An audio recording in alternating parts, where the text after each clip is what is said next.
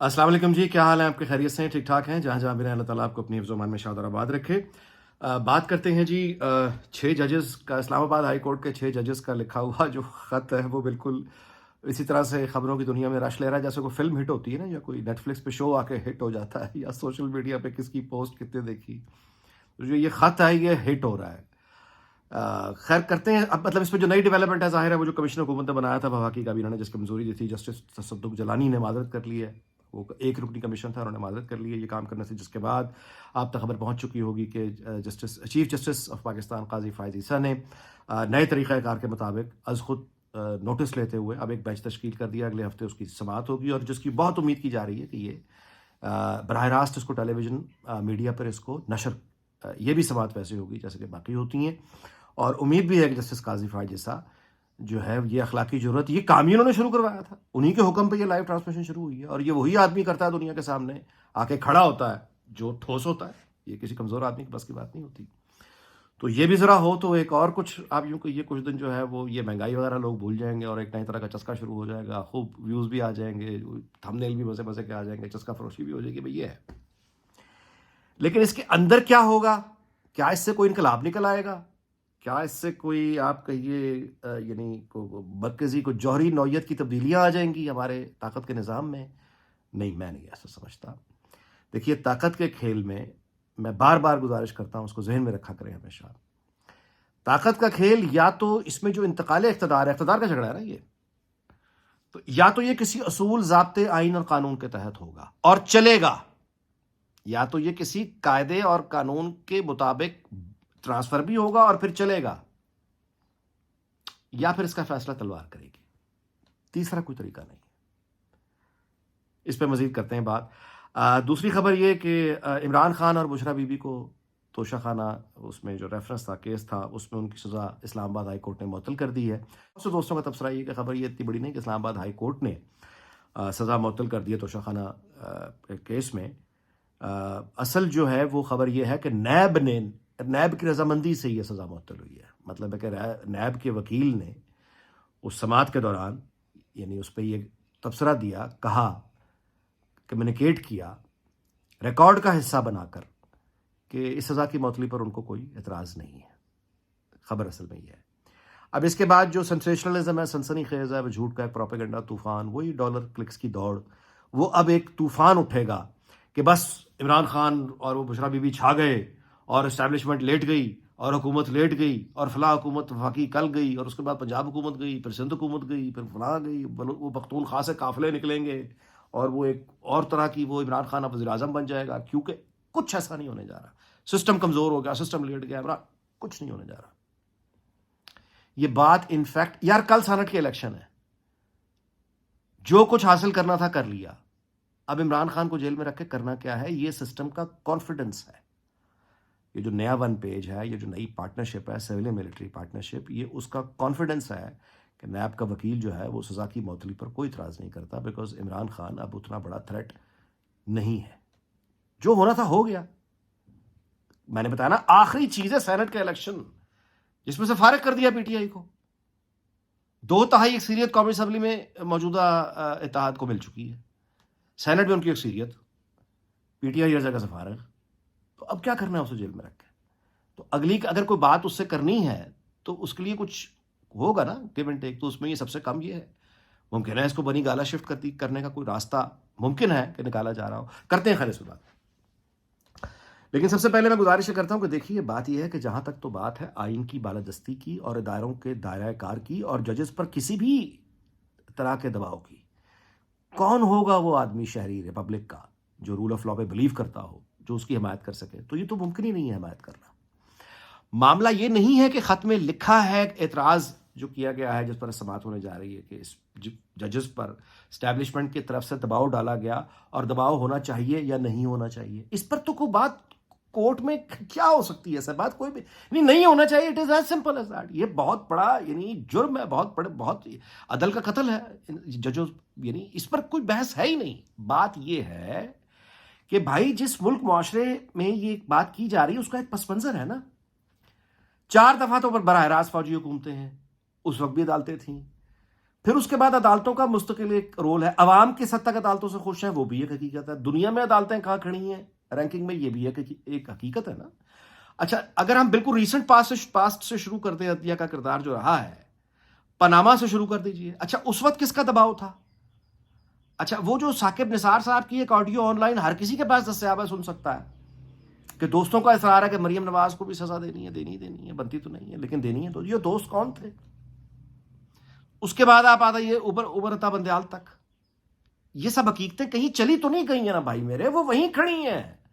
اگر ان میں سے دیکھیں نا کوئی اجلا کردار آج یہ اٹھ کے کہتا ہے کہ وہ اجلا کردار ہے تو اوکے چینج آف ہارٹ ہو گیا، لیکن وہ جہاں سے آیا ہے، جن راستوں سے گزر کے جس سسٹم میں رہ کر اس نے گرو کیا ہے، وہ سسٹم وہی تھا جس کا پاس یہ مثالیں ہیں.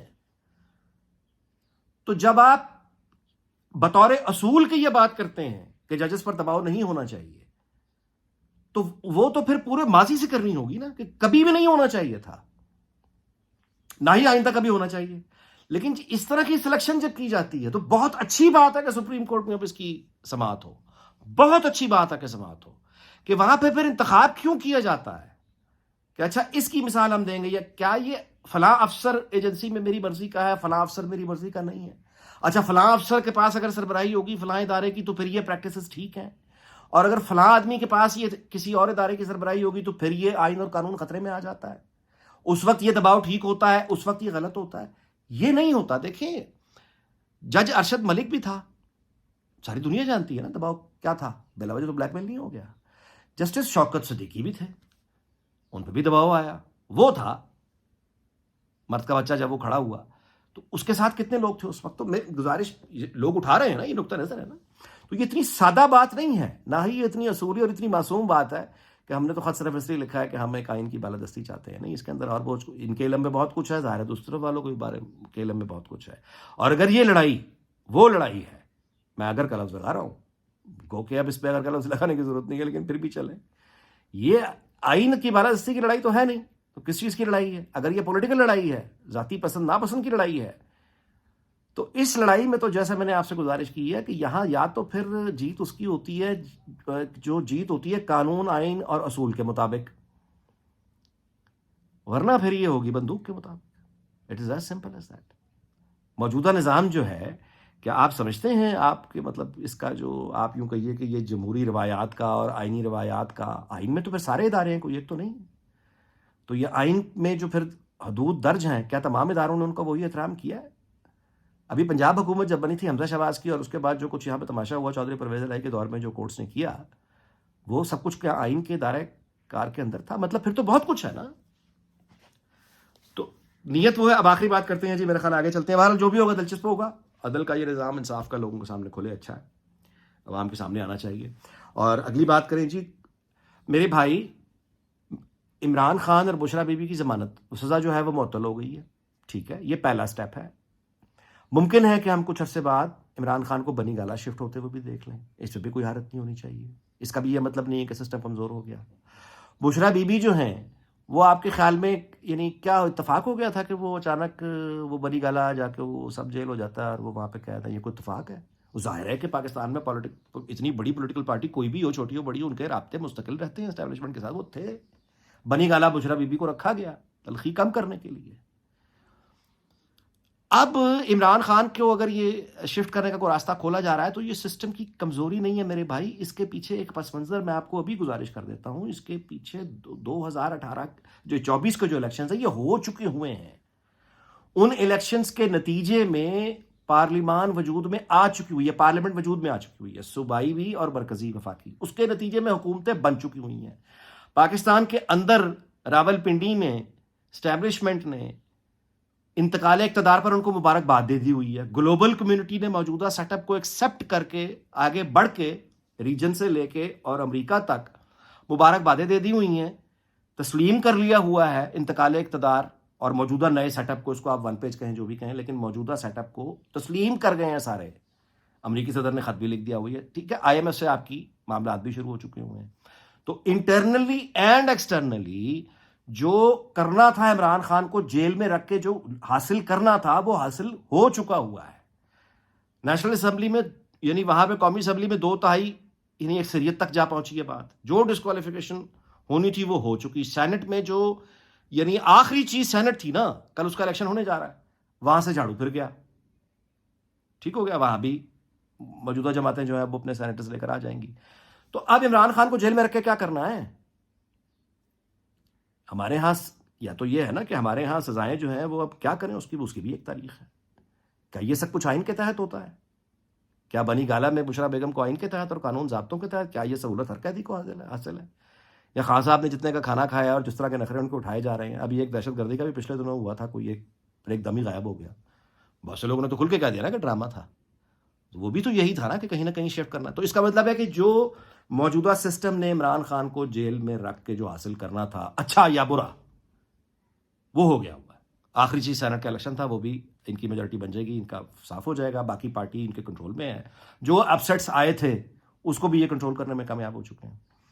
سو اس کا مطلب یہ ہے کہ اب اگر آگے مہنگائی بھی آنی ہے, مشکل بھی ہے, اگر اس طرح سے ریلیف دینے سے اگر کوئی تلخی میں کمی آتی ہے تو کوئی حرج نہیں ہے. اب اگر وہ بنی گالہ میں بھی رہے تو وزیر الزام کے لیے کوئی خطرہ نہیں ہے.